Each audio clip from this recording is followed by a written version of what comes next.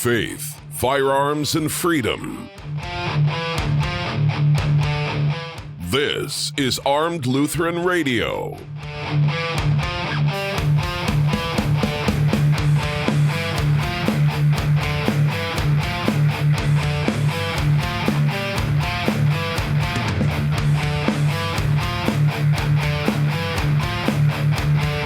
All right.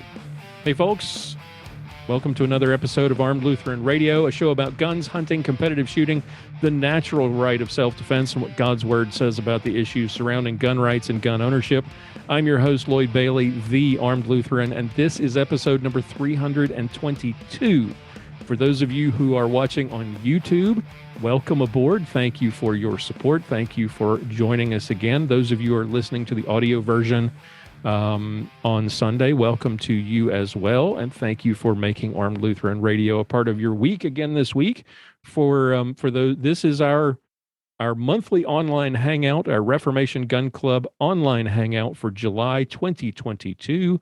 And for those who have never attended one of these or listened to one of these, this will be hanging out with members of the cast and members of the Reformation Gun Club. Now, what is the Reformation Gun Club, you might ask? I'm glad you asked, because I'm going to tell you. Armed Lutheran Radio, as I mention every week, is listener funded. That means we don't have any sponsors. We don't have any advertising. We rely on the patronage of our supporters, our patrons. Our sponsors are basically the members of the Reformation Gun Club. These men and women from all over the country who value what we do, and they put their money where their mouth is. People like Annita from Old Fort, Tennessee, Jeff from Wisconsin Dells, Wisconsin, Jason from Medina, Ohio, Robert from Bothell, Washington, John Nielson, Jerry and Billye from Deer Lodge, Montana, Samuel from Milton, Washington, Mike from Hiram, Georgia, Stephen from Martin, Michigan, and our newest member, Peter from White Bear Lake, Minnesota. These awesome people help keep the lights on, and if you would like to join them and come join us get an invite to be in next month's online hangout, go check us out at armedlutheran.us/gun club. Look at all the tiers and all the benefits. It's as little as $1.26 a month. It's $15.17. It's a little Lutheran joke. $15.17 per year for the lowest level, and we have all kinds of cool benefits, so check it all out at armedlutheran.us/gun club. Let's bring in our guests and introduce them.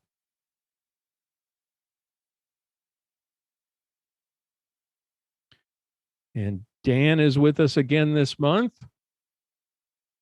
and the other Dan Rushing, is also with us. And Stuart is with us for the first time. Awesome. And Richard is connecting. I'm going to ask you guys to unmute. Richard's audio is connecting. He might end up being like Ed Fearman and decide to just sort of hang around and lurk about and listen to the proceedings. How are you guys doing? Can you guys hear me? I can. Yeah, doing well. Awesome. All right. Let's see. Let's get the gallery going here so everyone can see. There we go. All right. Stuart, welcome aboard, sir. It's great to have you here for the first. This is your first meeting. Yep. Awesome. How are you? Well, you are. Let's see. Let me try and remember where you are. Tell us. I'm unfortunately on the left coast. Okay. In Banaway, Washington. That's right. Okay. So, and you've got a disappearing dog as a guest. Awesome. Yes, right up the front. Awesome. Nice one. Does it hunt? He could, I think, but I haven't worked with him on that. He's got hound dog in him, and he's got this and that. Tell us a little about yourself and what you do for a living there in Washington. I'm now retired. I was at the seminary with John. Oh, okay. And I moved out to this wonderful part of the country. be near my parents who were elderly. My dad has died, and my mom's 99. Oh, wow. And he's decided it's playtime. Yeah, always when you're 10 months old. Yep. Well, welcome aboard. Thank you for your support, and I'm glad you were able to make it this month. It's awesome to finally get to see you face to face, sort of. Dan, how are you, sir? Dan Veldt. I got to remember between the two of you, I've got to be right. It's Dan and Daniel. I can't call Daniel Dan anymore. I've got to be careful about that. Dan Veldt, how are you, sir? I think your mic is off.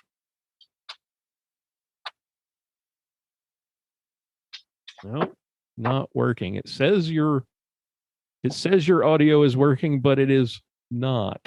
Maybe it's on your end. So I'm going to move over while you work that out. I'm going to move over to Daniel. Daniel, how are you, sir? Very well. Sound good? It does. Okay. Very good. What have you been up to since you were at the last couple of hangouts? And Dan just completely went down the fire pole. That was hilarious. Well, I hope he'll be back. I do too. I hope it wasn't. Hope everything's okay. Yeah, that was funny. So what has been going on in your life since you were with us the last 2 or 3 online hangouts? So I got back from a vacation visiting the family to a state similar to the left coast. Okay, the Great Lakes state of Michigan. North Coast. Yeah, visiting the family up there, and for a week. And I mean, you can imagine that there were some interesting discussions, going on there. Mostly surrounding their governor, Miss Whitmer, right? And little discussion about them, and still applying their dirty tricks to the voting system. The three, through, just a good application of the voting registration rules, the top runners in the GOP for the governor's seat just kind of got kicked out. Oh, yeah, and it had to do with they were calling some of their signatures in their application to be on the ballot as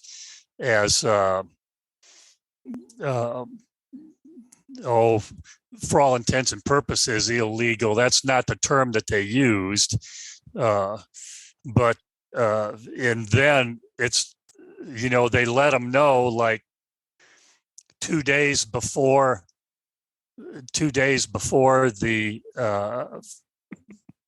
they had to have them all in. So it's like, oh, well, too bad, so sad. We'll see you next time. And so the 5 front runners in the GOP for the governor's election here in November don't get to get on there. Of course. Yeah. Nothing like election shenanigans. Yeah, there's nothing like election shenanigans. I'm getting cracked up watching Stuart fighting a losing battle with. Trying not to look at him. He's like, it's cracking me up. Did get to do some fun things up there. There's a music store up there that's a historic music store. It's called Elderly Instruments. It's like going into a guitar shop in Nashville. Oh, okay. Okay. And they had all vintage musical instruments, I guess. Yes. I mean, you can spend from $100 to $50,000 on a guitar, whatever,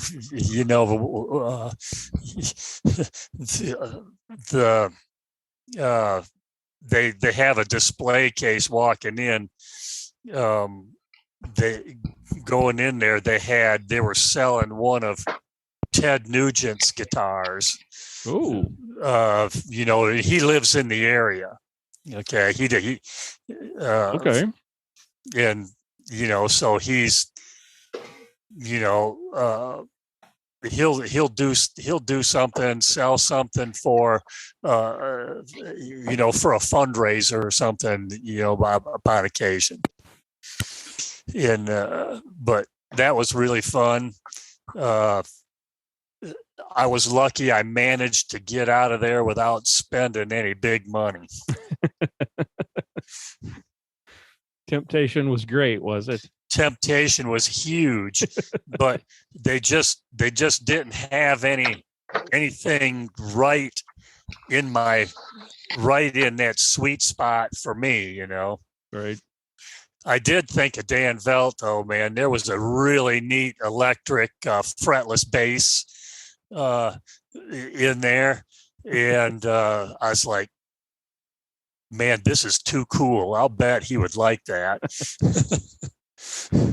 Very cool. Richard, how are you, sir? I'm doing well. Recently back from a family reunion in the hot state of Oklahoma. Oh, yeah. Yeah. We're in the midst of, I'm in Texas, so I totally understand. We're in the midst of our 90 days of 100-degree weather. It's not pleasant outside. You are, let's see, remind me where you are. You are in Wichita, Kansas. So in the neighborhood. In the neighborhood, not far. Fully expected it to be hot. Yeah. Yeah. So what have you this is your first, is this your first online hangout? Dan, I think you fixed it. I can hear the windscreen popping there. So I think you did get it.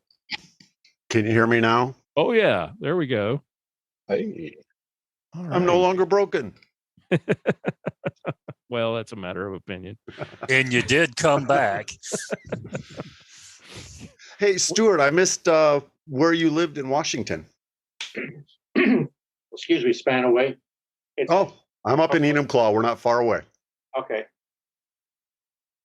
Yeah, Very cool. Richard, I was asking, I think is this your first online hangout? And if not, what have you been up to since last we had you on the show? And even if it is the first time, what has been going on in your life besides burning up in Oklahoma at a family reunion? Just second appearance on the show, and enjoyed my new pistole. Oh, what'd you get? Yeah. I bought a poor, lonely, used Canic. And You can do a lot worse. Those Yeah. are nice little guns. had to rescue it, from obscurity. It was just laying there waiting for me to take it home. Which one did you get? It's the SF Elite. Ooh. A little 15 rounder, Glock 19 size. Mm-hmm. And It's got a sweet looked to trigger. be as new. Yeah. Much better than my Smith & Wesson Shield, which is a terrible trigger. Yeah, it really does. Yep. Yeah. That Canic or Janic or however you pronounce it, that trigger is probably it's in competition, I think, for the best striker fired trigger. It's even better, I think, than the what is the gun that everyone raved about for years? Well, there's the Walther. Yes, the PPQ trigger, which is fantastic. but twice the price of the Canic. Yeah. And the Canic's trigger is just phenomenal. The reset is amazing. I competed a number of matches with that. It's just really a fun gun to shoot. Dan, now that we can hear you, it looked like I was cracking up because it looked like you went down a fire pole. You just disappeared straight down under your desk to fix the audio. It reminded me of that. If you saw, I don't know whether, I think that was an outtake from the 200th episode where we had all the guests on, and Bob Main was getting ready to come on, and we were recording, and I said, all right, guys, here's what's going to happen next. You're all going to drop out, and then I'm going to do my thing, and then I'll bring you in. And Bill did exactly what you did, which was just to drop completely out of frame. And we all just cracked up laughing. Like, he dropped out. Okay. Well, I do have a fire pole here in my office. I use it regularly, so that's why it looked so authentic. Okay, very good. So what have you been up to since we were together last? Same old stuff. Keeping busy at work. People coming, people going. Keeps us all on our toes. Got to go to the drag races with my son last night. That was way too much fun. That was a blast. Nice. Right down by your place, Stuart. We are Pacific Raceways. Very cool. I saw you shared a picture. I thought that was pretty cool. I've never been to a drag race. And I grew up in NASCAR country, and I've never been to a stock car race, I've never been to a car race. I lived 5 miles from Hickory Motor Speedway in Hickory, North Carolina, and on Friday nights you could hear the cars. Yeah. And never went. I'm not a very good Southerner. Oh, it's a blast. Last night was mostly local guys. A lot of the cars that they just drive to the track, and Right. Some of the bigger teams doing some testing and stuff. But it's fun to watch the weekend racers that just come out there and throw it on the track, see what they can do. Yep. Yeah. Very cool. So for those who have never seen these shows before, we go around. What's everybody's beverage of choice this evening? Dan, I'll start with you since you were last talking. Tonight I'm drinking an ancient carbonated prune juice called Dr. Pepper. The official drink of Texas. Daniel, how about you, sir? Well, because I'm celebrating tomorrow. I'm getting it. I'm a little ahead of schedule here, but tomorrow I'm celebrating 40 years with the same wife. Very nice. Excellent. Congratulations. It is Ardbeg. Ardbeg, yes. Ah, nice. Yeah, Ardbeg. If add to my list. Yeah, if you like a single malt Scotch that's smoky, peaty, just a little medicinal. It's just you got just a dab of that iodine taste to it. Gotcha. Okay, then this is your boy. Okay. Medicinal purposes. All right. Oh, my son claims to be a whiskey connoisseur. Okay, and so that's a term, medicinal. That's how much does it taste like iodine? Okay. It picks it up from the peat in the region. Right. Okay. I'll have to add that to my list. Stuart, how about you, sir? Oh, mine's not so fancy. It's just Kirkland Scotch. It's 12-year-old Scotch. And I'm good. You're a fan of that one too? Yes, sir. Cheap, but I like cheap. You can't beat it. A good scotch for not much money. Richard, how about you? Are you imbibing this evening or partaking in anything? No, I feel bad. I'm not playing. not in the game tonight. Well, tonight for me, it's Old Smokey Tennessee whiskey, the mango habanero flavor, which is smooth. Oh man, that burns, but it's good. It's a good burn. It is. They're really good. If you like mango, you like a little habanero, a little burn, and it is fantastic. It doesn't sound like when you hear the two words together, mango and habanero, you just don't think those two words go together. This does, but I would recommend, and I got a recommendation from the lady at the store when I bought it. And she said, make sure you store it in the freezer because you do not want to drink this at room temperature. It is absolutely, when it's warm, it just will flay the skin off your tongue. I like the mango habanero wings I used to at Wild Wings, and but I'm not so tough anymore. Yeah, the generally really spicy doesn't play well with me anymore, but this is good. This is really good. Hey, we're going to do some fun stuff tonight. So we're going to, as you all know, since you signed up to join, we are doing our the first of our biannual giveaways. So we're going to be giving away some prizes here in a bit. And I'll have my lovely assistant, my daughter Rylan, come in and draw names. We're not doing we're not going to draw names. If you were part of it last year, or you watched last year in December or in last July's show, we had an ammo can full of clean 22 TCM brass, and every piece was numbered. And we shook that thing up and drew numbers out. We're not doing that this year because I've got I don't have enough brass.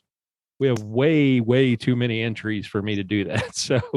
So I did it the hard way and printed out everyone's name with the exact number of entries that you get, and we'll draw it out of. We'll still use the ammo can, but we're not using brass this time, and that'll be easier on your ears too because that shaking the brass was really loud.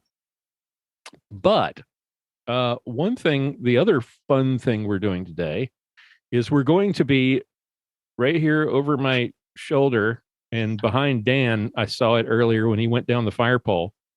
Is the book Duty to Defend, which came out in 2019. We're going to be giving away the very last signed copy of this book, but we're also going to be giving away something else and revealing something else, which I want to share with you guys. And I want to you guys will get to see it you're the first people to actually see this other than myself and the artist. This is the cover of the new book, which is going to come out in December this year. Let me see, share screen. What do you think? Oh, excellent. I like it. The idea came to me. I saw this artist who had some similar kind of this sort of style of cover for other books, and I said, I think there's something I can do with this. And I sent them some ideas, and this is what I got back. And I think this is fantastic. It just conveys the idea that we're defending God's word and we're defending the family. Hey, we got another Curtis is joining us. Let's see. Let me click and add him in. Curtis is just in time to see the cover. Thoughts? I want to get your reactions. Hey, Curtis, good to have you here, sir. You're just in time to see the cover of the new book, which is coming in November. This is the brand new cover that that I just got the artwork back this week, and you guys are seeing it for the first time. You're the first people to actually get a chance to see it. Dan, what do you think? I think it looks great. I like it. Stuart?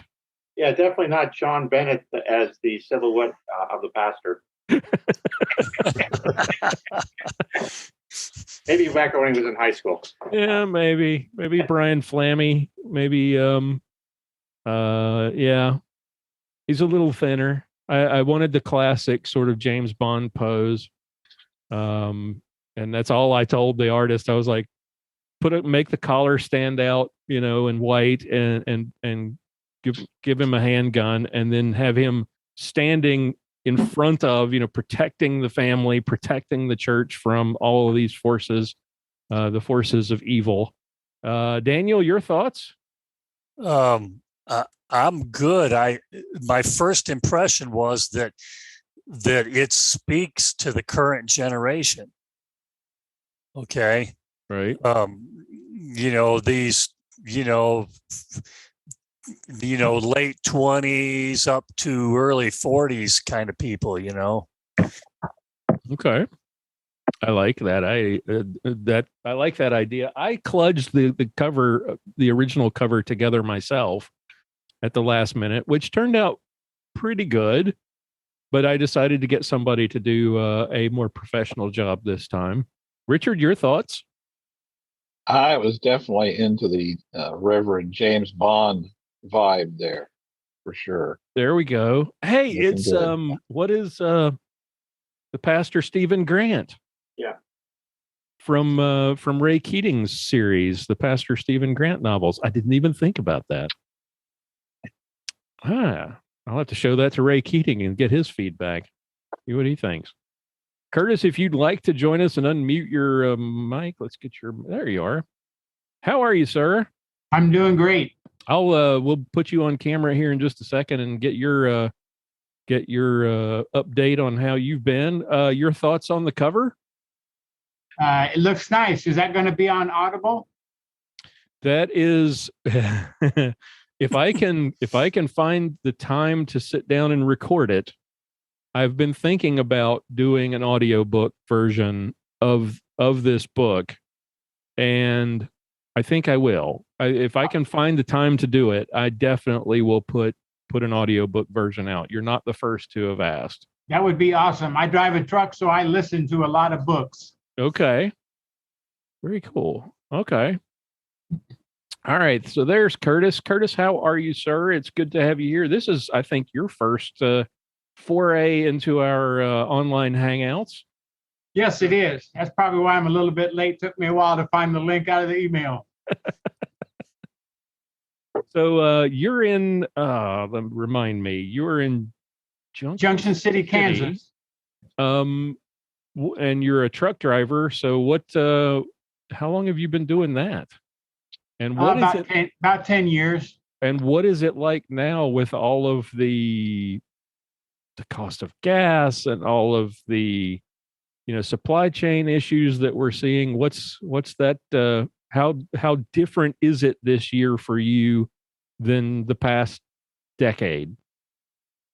Yeah, fuel is expensive, but it's like any business. You got to run a business by the numbers, and you find the freight that pays the bills, and on you go. So you pass by some stuff that's so cheap. So yeah, I'm still paying the bills. I'm still enjoying it. I'm not selling my trucks yet. Okay, good. Well, hopefully I can find the time to sit down in a recording booth and record an audio book version of the book. I had a number of people ask that question, and I've just never found the time to sit down and do it. Plus, as Pastor Daniel Freeman has reminded me when he offered to help kind of edit the book, the second edition, he said, we pastors don't exactly write in the clearest way possible. For the layman, it can be a little bit kludgy and hard to understand at times. So maybe I can help you put that into into terms, into language that more people can understand without having a theological dictionary sitting next to you.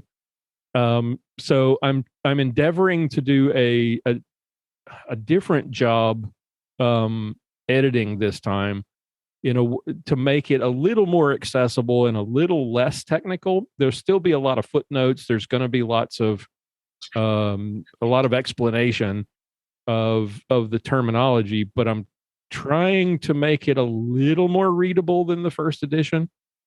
We have, I want to say, 11 new articles in the book, and from this 11 articles from 10 pastors, and 7 of those pastors are new. So in addition to everything in the first edition, you're going to get probably about 50 more pages, plus an in-depth index and table of contents, which I sadly neglected in the first edition. And so I'm really stoked. I'm excited about the book. I'm not excited about sitting down and doing all the editing, but I'm still waiting for a few submissions. So I keep procrastinating. I've done some of the re-editing of the original work, and so I've still got a long road to hoe ahead of me in terms of getting the editing done. But we've got a cover, and we've got lots of new material, and I'm really excited about it. So, and for those of you who have read the book and reviewed it and purchased it, shared it with friends, I really do appreciate that. This was something that I wanted to do for a while. I got the idea from another podcaster who said, you really need to put in it, as if you've read the book, you'll see this in the acknowledgments at the beginning. Sean Sorrentino was originally the host of the Gun Blog Variety Cast from my home state in North Carolina,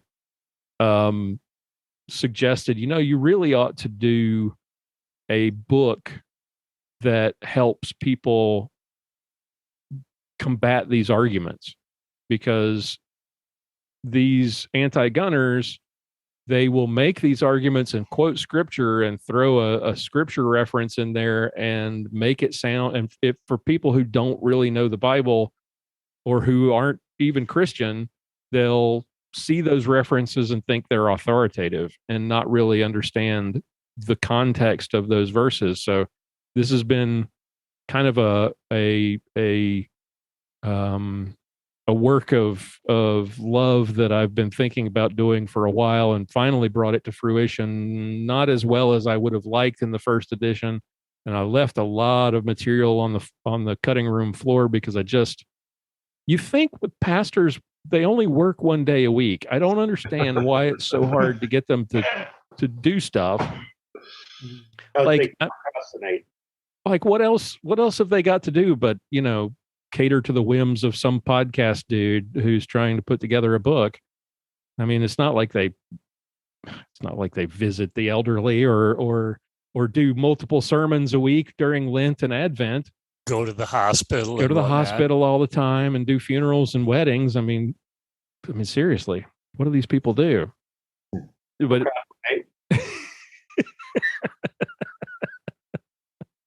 speaking from experience there, Stuart. Yeah. No, the scheduling was not great the first round. I had some submissions from people who just could not get it done in time and had to bow out. I had a few that originally signed up who had contributed to the first edition, who were excited about contributing to the second, and then because of family or work commitments at church, just said, I can't do it.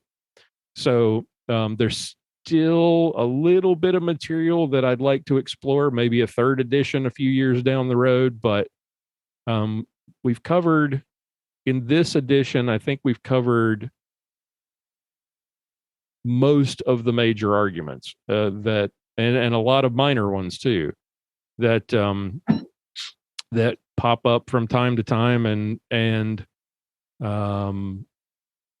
I'm really excited about this book, and I hope you guys are too. And I'm looking forward to sending it out to members and giving a signed copy away today. Here in about before we oh, Curtis, we didn't ask you what are you imbibing this evening? This is the sort of the tradition that we do every month. We go around to the guests and we find out what everybody's having. And then if it's good or if it's something I've never heard of before, I add it to my list of things to get next time I go to the store. I'm doing a little bit of cinnamon schnapps. Okay. All right. Mixing it up there. A little change up. Most everybody's doing scotch or whiskey or something. And so got a couple of new things to add to the list. All right. Well, let's see. I'll have to message my assistant. Good help these days. See if I can get her to come up here and help me draw some names out. Before we do that, because what I'm going to do is I'm gonna change the camera. I'm not going to drop you guys out so you can still see and hear, but I'll change the view so it's just me. What anything you guys want to finish up with? Any thoughts about life stuff going on with politics and gun rights? Well, this 22-year-old guy, Eli, is quite a story. Has everybody doing drills now? Everybody doing 10-shot, 40-yard drills in 15 seconds. Got to have 80% effectiveness. Yep. That was nothing short of absolutely incredible, what he was able to do and how quickly he was able to react and how well he was able to react. He got his girlfriend out of the way. He got everybody else out of the way and went to work. I'm really glad he was there. Yep. That was an amazing story. And for all the people who want to say we should only trust police with guns, after watching what happened, the video from Uvalde, and then seeing a 22-year-old guy, with a Glock 19 or whatever it turns out I have a friend who knows the police in that area. And he spoke to an officer who was on scene, and they did the measurements, and it was actually more like 70 feet when he first engaged. That's still phenomenal. That's 25 yards. I can't do 25. Hit 8 out of 10 shots at 25 yards with under pressure, moving target, shots being fired back at you. Crazy. Just absolutely phenomenal. So, high blood pressure, sweat in your eyes. Yeah. Are you any of That's you motivated to get out and try to replicate that and incorporate some of that long distance stuff in your training now? Already do. Well, I knew you would, Dan. Yeah. I've taken USPSA matches. I've taken 50-yard shots. We do that in IDPA, big target, but we don't. I barely ever hit them. So yeah, need to do more of that. Definitely. Well, guys, my wonderful assistant has arrived. Come on in here. She has the T-shirt of a dead. Go ahead and sit down. I brought you a chair. A T-shirt of a dead podcast. It's all right. Thank you guys for joining tonight, and thank you all so much for your support. I'm not kicking you out. I'm just going to switch the cameras here, and we're going to start drawing out some names and giving away some prizes. Okay, so my lovely assistant has joined me, and if you'll grab the ammo can with no ammo in it, it's paper. Oh yeah. Yeah, we don't have enough brass to do this. So what we are giving away today, we are giving away 2 free friend of the show memberships for those of you who have a family member or a friend at church or someone someone you think might enjoy the benefits of a membership, we're giving away 2 of those. We're giving away 3 of our tumblers. That's the big. That's the one. No, that's not the one. It's like this, but smaller. This is the humongous one. If you'll put that back. It's a 16-ounce version of that. That was a one-off. But I have 3 of those to give away. We're going to give away a couple of T-shirts of your choice. So if you win a T-shirt, I will be in contact with you to find out your size and which of the T-shirt designs from the shop you would like. As I mentioned, we have the last signed copy of the first edition of Duty to Defend, and then a signed copy when it comes out of the new book. And I'm going to share that once again. Of the new book, Duty to Defend, second edition. I'm going to draw and give away 1 copy of this, a signed copy of this, and probably a cool poster version of that artwork as well. So we'll do that as part of the prize pack. All right, so we'll give away a couple of memberships here on the side there. Okay. Well, you might want to shake it up first. The paper is very light and it doesn't really, it's not nearly as loud as the ammo. Okay.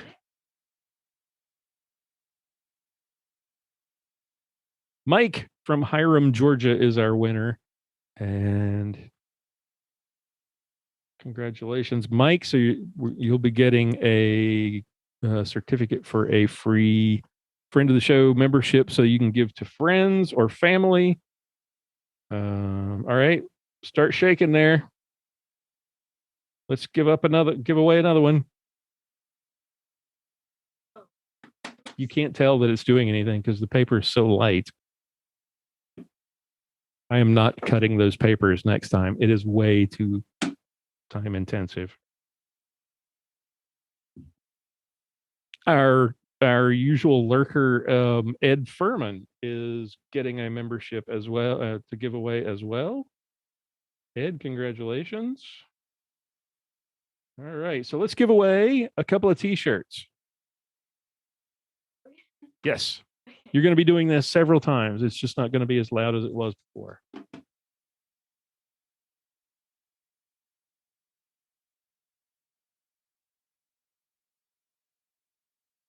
Hey, Dan, you're getting a T-shirt. So let me know your size and which of the designs you would like, and I will send that out. All right, let's give away another T-shirt. Did you even shake it that day? Kurt Wempole. Kurt from Rialto, California is our winner. He wins a T-shirt. I'll get it. Congratulations, Kurt. I will be emailing you with request for your size and the design of your choice. Okay. Now let's give away a couple of, how many tumblers have we got? We got 3 tumblers to give away.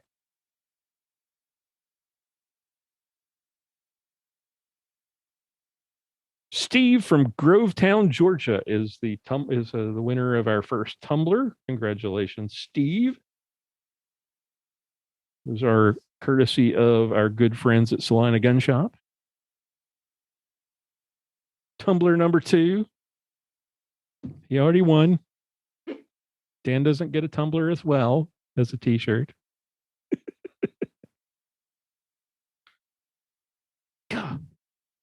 Dan does not get 2 tumblers. Maybe shake them up a little bit. Okay. Assistants are not supposed to complain about the quality of the work of the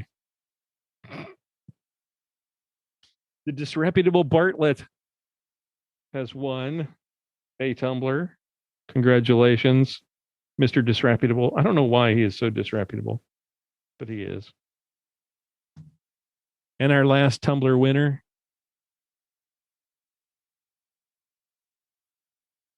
is Morris Kinofsky of Dallas, Texas.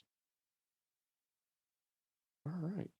Congratulations, Morris. All right. So now let's give away a signed copy, the last existing signed copy of the first edition of Duty to Defend. Don't throw them in the floor. It's probably Dan.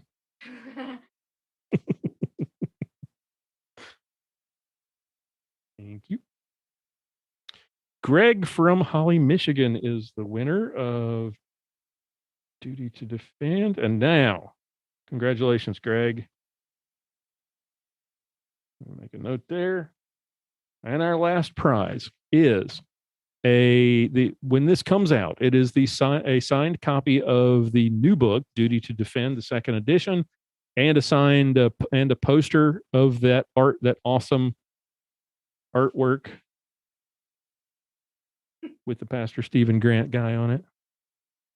I better not say that because Ray Keating will sue me.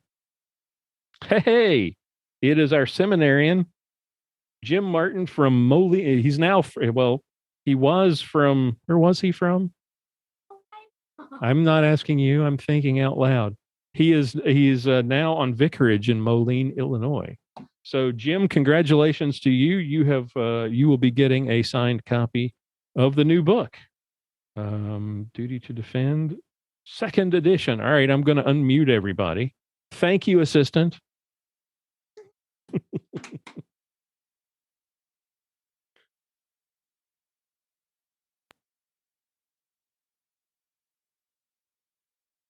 Thank you for your help.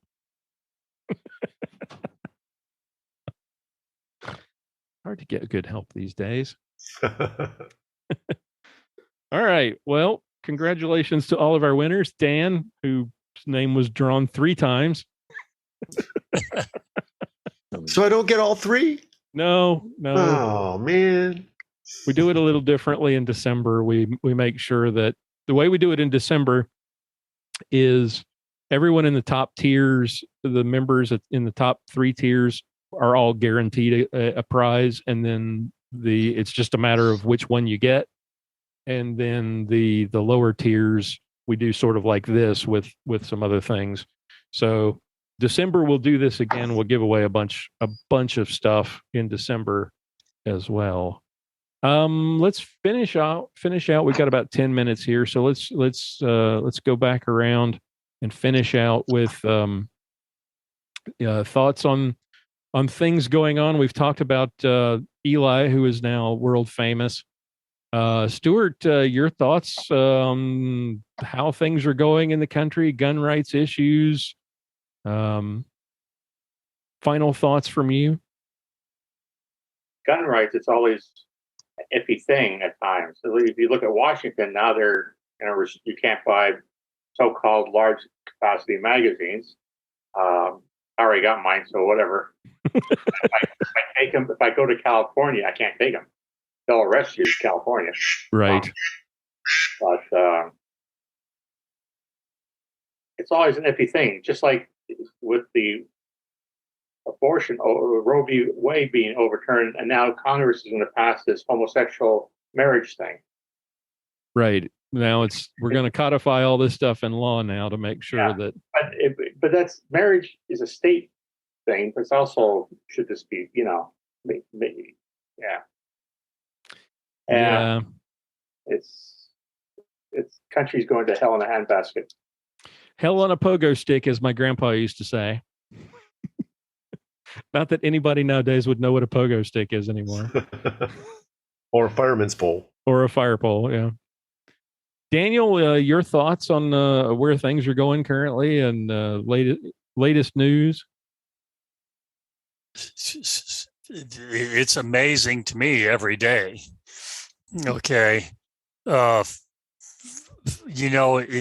my business, I'm kind of well traveled in the Southeast region. Okay. And you're in construction, right? Yes, sir. Okay. It's currently mostly healthcare stuff. Okay. All right. The major news networks, holy smokes, man, is especially NPR. Okay. It's almost like, man, everybody needs to quit lying. All right. Like that's going to happen. Yeah, like that. I know, like that's going to happen, but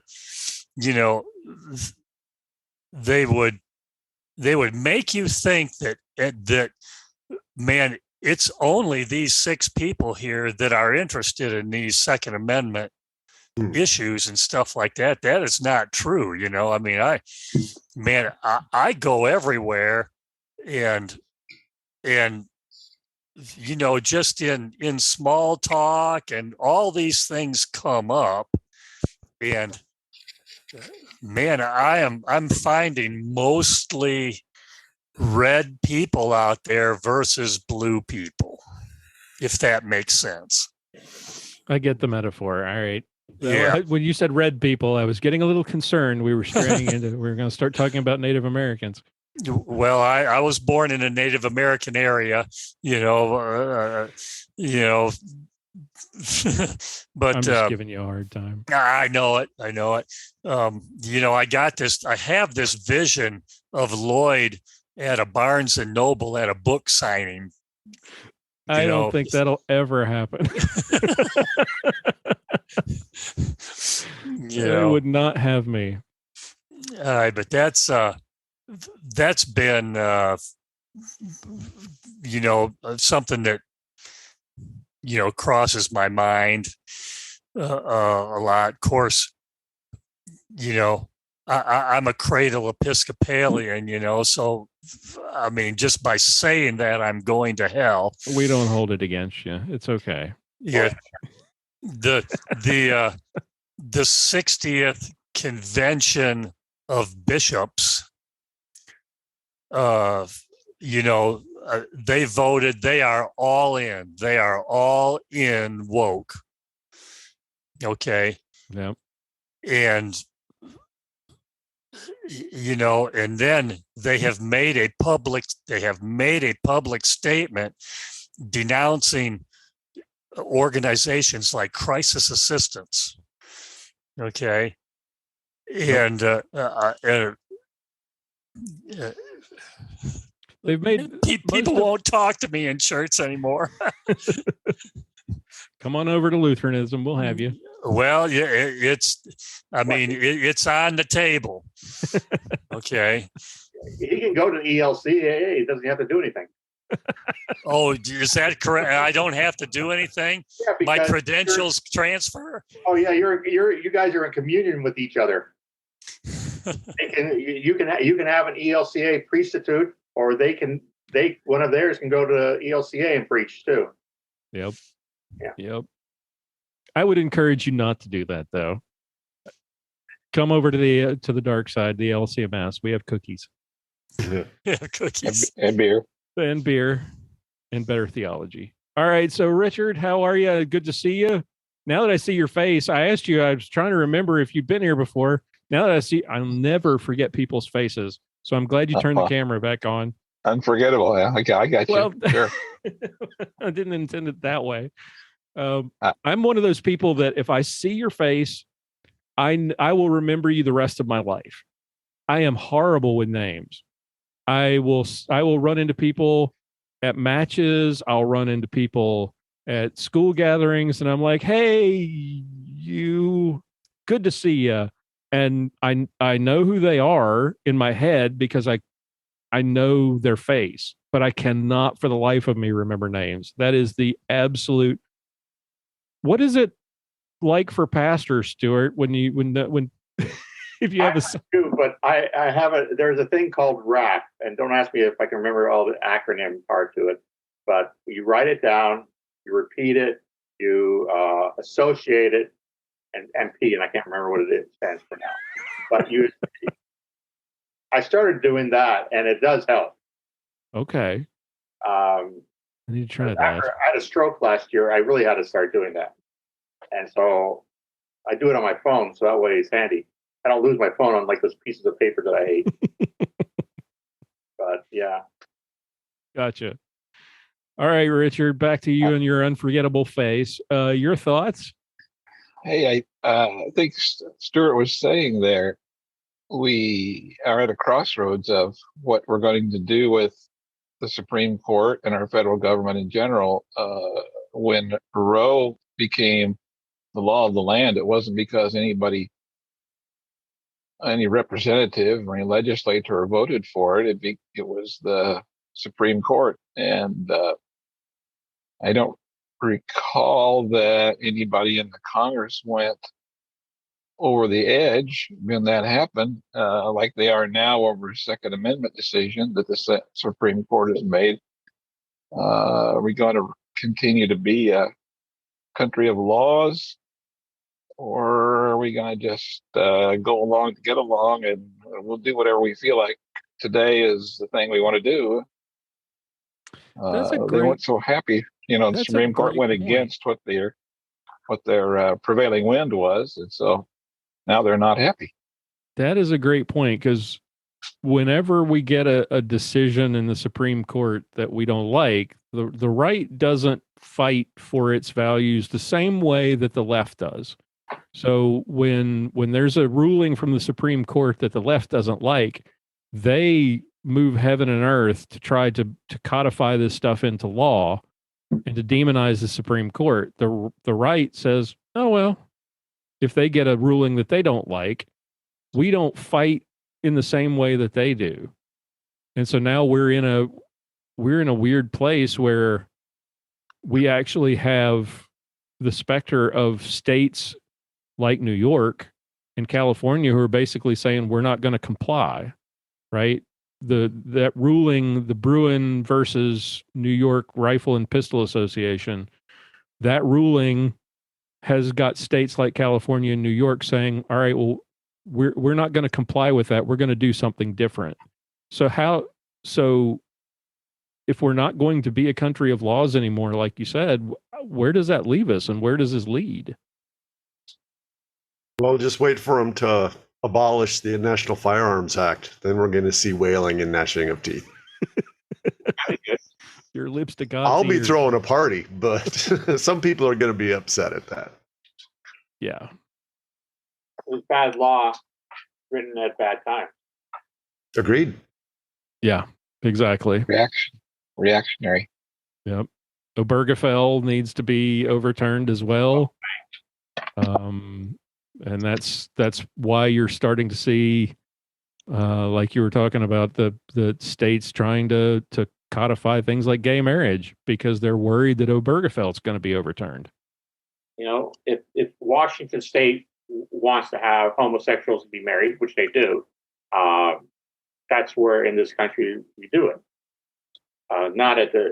It's not U.S. Constitution. U.S. Constitution doesn't say that's not part of what the federal government is supposed to be doing, let alone anything else. All the other things they don't do. They don't defend the borders, which they're supposed to. If you're a lefty, you don't have to obey the laws you don't like. If you're on the right, and you're Christian, you do obey the laws whether you like them or not. Right.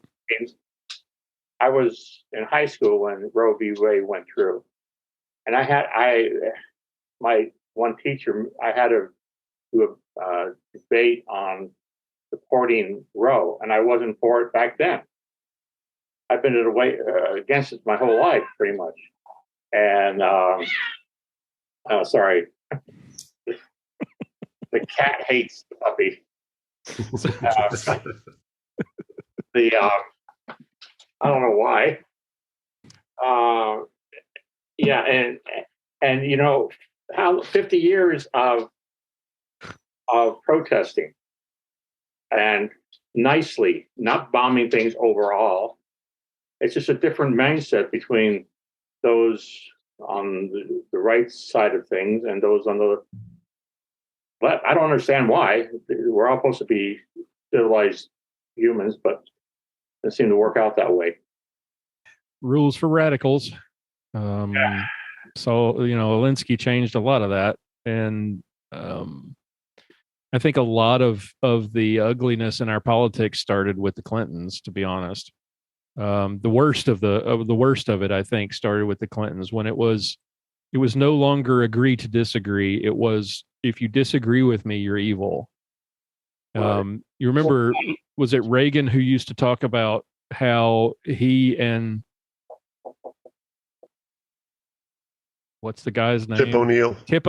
Tip. I was like, Skip? Yeah. Chip. I knew it was something ending in an ip, and I couldn't think of Tip. But he and Tip O'Neill used to have all these just knockdown dragouts, in debate. But then they would go out and have a drink together after. Oh, so we can't go along to get along anymore. We can't agree to disagree anymore. It's now, if you disagree, then there's something wrong with you. You are evil. And the Clintons, I think, weaponized that, and now we're reaping the whirlwind from that. We can't have discussions anymore, unfortunately. But if you look at the modern right, they're trying to be the same way. How did Trump get elected president? I mean, I like what he did, but a lot of things. But being a old school conservative like National Review, and he's there. We'll just leave it at that. I'm sure I've made enemies there, saying that there are a lot of things I don't like about Mr. Trump, and but now the right is going the same way. Well, the left has been look what they did to Romney, and in debates and stuff like that, and Ryan. Mm-hmm. But then there was Bork. We all remember that was horrible. Yeah, that was horrible. You don't have enough gray hair, but our there he is. And what are you? Are you in the car? Well, he's muted. Let me ask him to unmute. There he is. There he is. Howdy. Howdy. Are you back in Arkansas, or are you still in back Norway? In Arkansas? Just came home to a flat tire. Oh no! So I'm about to. I just figured I'd pop in, say hello, and then change a tire. Otherwise, here's what I'd be drinking. Just because I know you'll ask later, or you would ask. I've got a Templeton Rye. Oh, there you go. Nice. And after I get this puppy changed, I'm gonna have a little bit, and then head on to my in-laws where we're staying tonight. So I don't blame you a bit. Hey, I want to get your reaction. Here's your opportunity to see the. We revealed the cover of the book tonight. Ooh. What do you think? Oh, I like it. I'm going to squeeze in and take a look. See, I told you, it speaks to that generation. It does have a bit of a zombie thing going on, but that looks intentional. It is. The idea that I wanted the artist to convey was, defending the family, in the background. You got the church beyond that, defending against the forces of evil who are twisting God's word and trying to disarm us and harm our families. Yeah, I like it. Now, that conveys a lot in one quick image, but I like it a lot. Awesome. All right. Well, enjoy the tire changing. Mm-hmm. Better you than me. I'll try. Thank you for stopping in, and God bless you. Have a great night after you change the tire. My pleasure. God bless you. And thanks very much. Y'all have a good one. Cheers. All right. Bye. Hey, Curtis, your thoughts on where things are going in the country currently, and where we're headed? Well, I'm all for the things on the 2A front, specifically to my world. Whenever new legislators are brought in or whatever, local or federal, that are over me.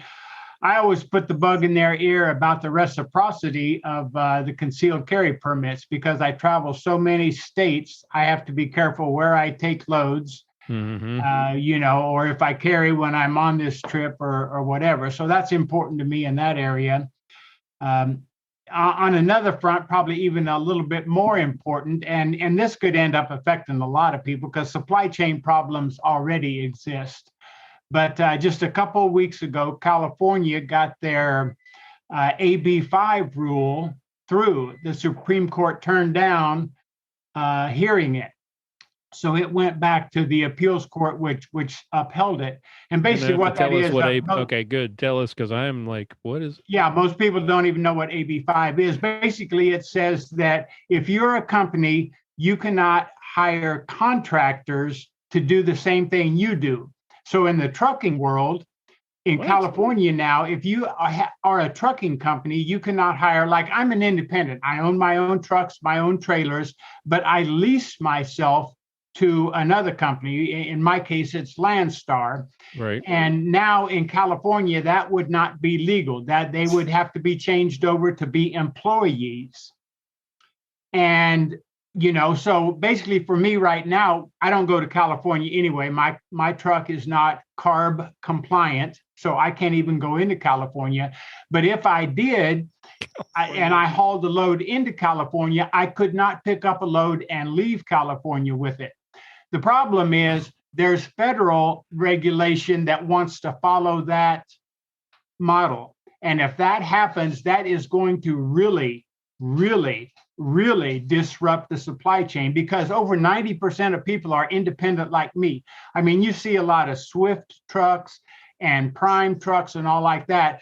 But when you start counting, when you see independent trucks, you're going to find there's a lot more. So that would be a major disruption if that went through federally. I'm guessing that's a pander to the unions. Part of it is unions, and part of it is a money grab. They're afraid they're losing revenue by not having W-2 employees. Because as a contractor, I file my own taxes independently as a small business. Oh. And so they're not getting their weekly payroll W-2 taxes and everything. So, that's part of it, is the money grab. Part of it is unions. But yeah, that could be a disruption in the supply chain if that goes federal. But how can the feds do it without legislation? Well, it is in legislation right now. It's just running through committees and everything. Well, I write my congresswoman, but she's a communist anyway. So what's it? Yeah, I've written to her before, but she's an idiot. Yeah, my legislatures know me. Like I said, anytime elections happen and new people come in, they get a letter from me, both as a small business person, as a 2A supporter. The things that are important to me, they learn my name pretty early in their stint as a new legislator. Yeah, it's important to make sure that our Congress critters know that they're not just out for themselves, that they've got people who will hold them accountable. And that's, I think, something that Republicans are generally pretty good at is holding their elected officials' feet to the fire. Democrats will let their Congress people say and do whatever, and as long as they're not voting for a Republican, they don't care.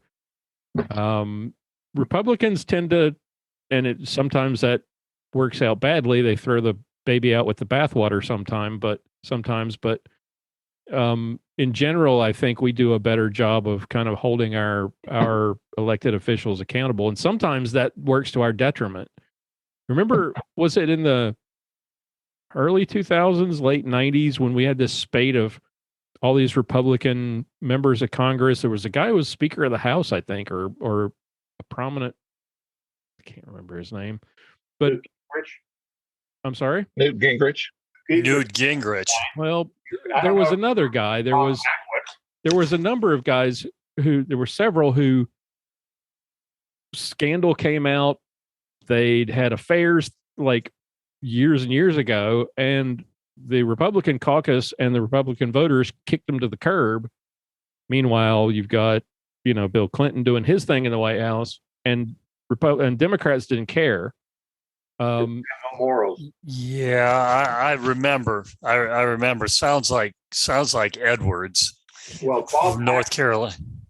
Bob Packwood, Republican senator from Oregon, back in the 80s, resigned. Was it 80s or 90s? He resigned after it was shown that he had an affair, and he did the right thing by resigning. Yeah. He was a Republican, but he was still Republican. Yeah, and there was another one, and I can't think of his name, but we tend to, even when the indiscretion was 30 years ago, it was treated as though you've broken you've broken faith with the party and with the voters. You got to go. Democrats will not do the same thing. We are far better at holding our elected officials' feet to the fire than Democrats are, and like I say, sometimes that may be to our detriment. But we elected Trump, and he'd been married 3 times, and I don't know if he'd had affairs and stuff like that. Yeah, that's wow. This could Stuart. That could be a whole show. I think. Well, the alternative to Trump made it an easy choice. It made it a really easy choice. Yeah. Yeah, evil Hillary, the witch. And I think there was a certain level of kind of being fed up with the Democrats constantly being nasty and mean and being on the offensive, and Republicans generally sitting back and taking it. 8 years of Bush allowing things to be said about him and things to be done that he would simply refuse to respond to because, in his words, it was beneath the office of the president to respond. I think that kind of set the table for Republicans finally, as voters say, we want somebody who's going to stand up and say the stuff that we would say. That was, I think, was what a large part of what made Trump appealing was. I think that was a big appeal. That's exactly what I think. And he just said it. Mm-hmm. Why haven't my elected officials said this? Why, for years, I've been wanting my elected officials to say that. And I think that's kind of, we wanted to fight back and punch him in the nose, and Trump was the fist. For good or worse.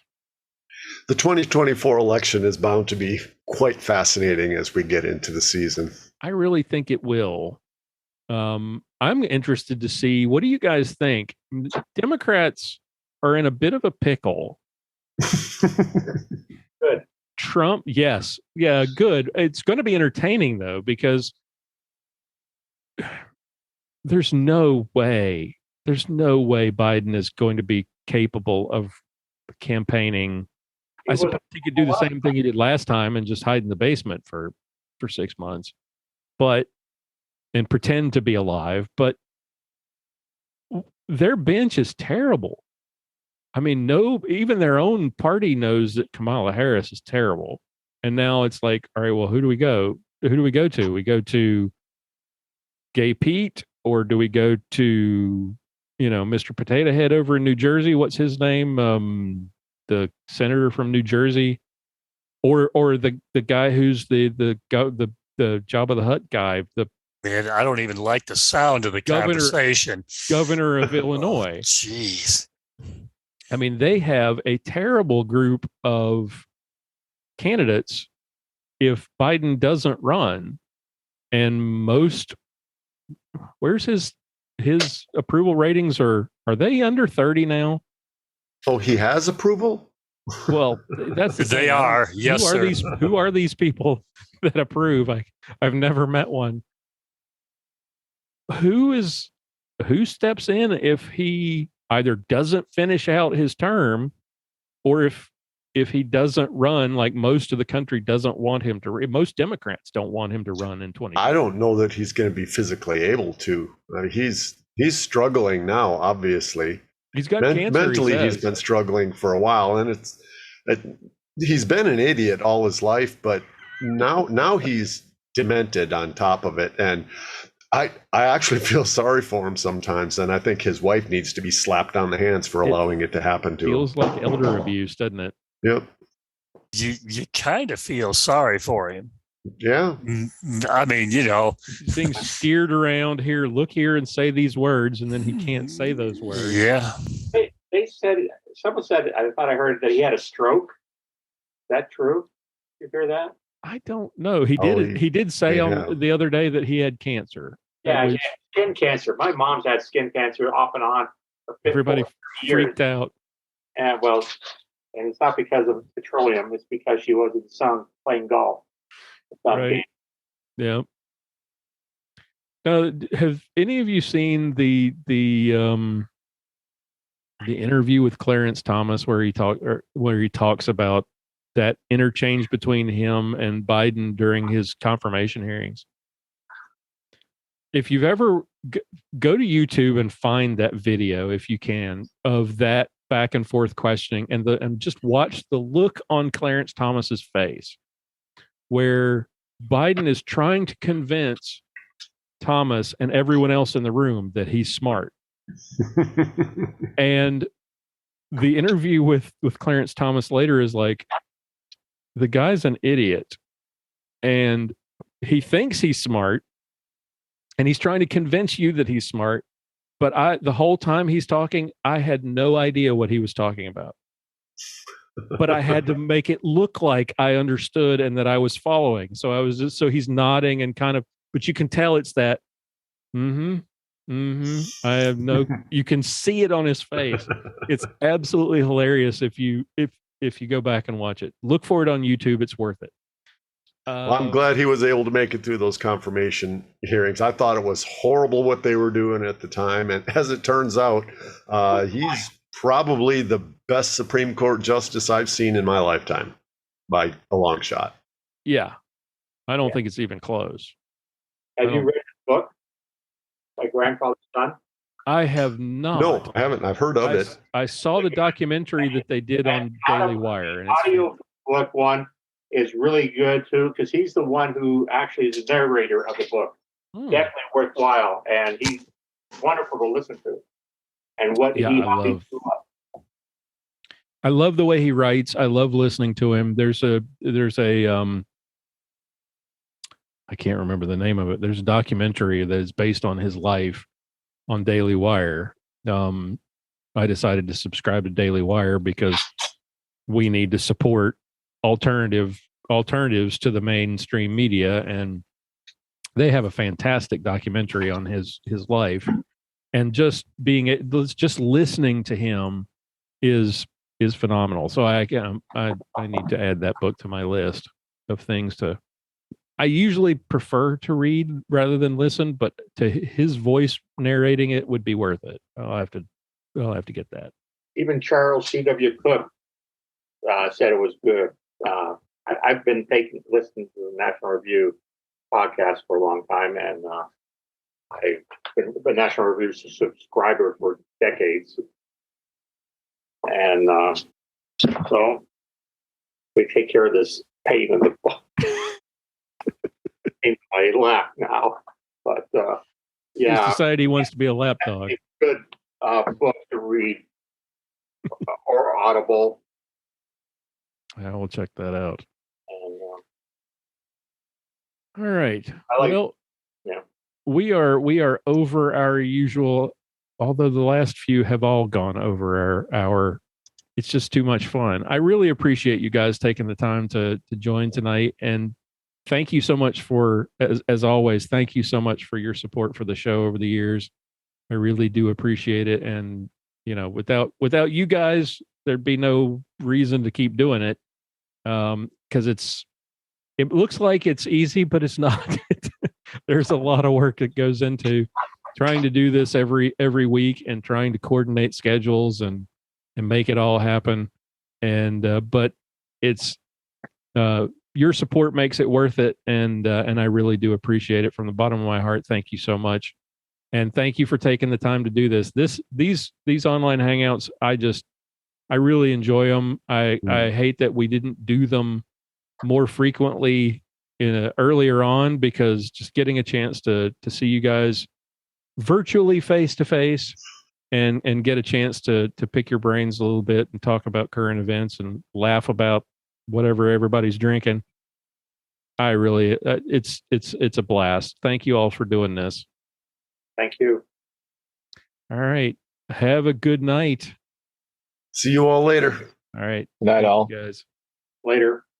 Folks, that is all the time we have for today. Thank you all so much for your taking the time to listen, to watch. Really do appreciate it. Like I said, like I told the guys, I really do enjoy these online hangouts. They are a lot of fun.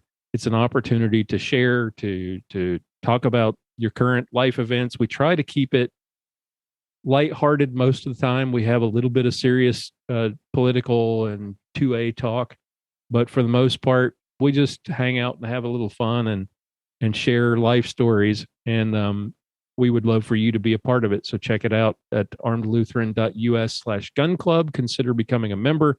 Really do appreciate all of our members and everything they do to make this show possible. Next week is going to be a variety show with content from the entire cast. So be sure to check that out.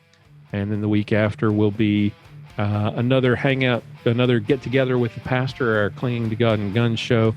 So thank you all for watching. Thank you all for listening. And I will talk to you again next week. For show notes, be sure to visit our website at www.armedlutheran.us. Check out the Facebook page, The Armed Lutheran, or join our Facebook group, Fans of Armed Lutheran Radio.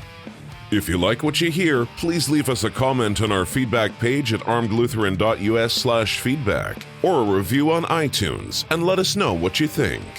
Thank you for listening to Armed Lutheran Radio, a member of the Self-Defense Radio Network.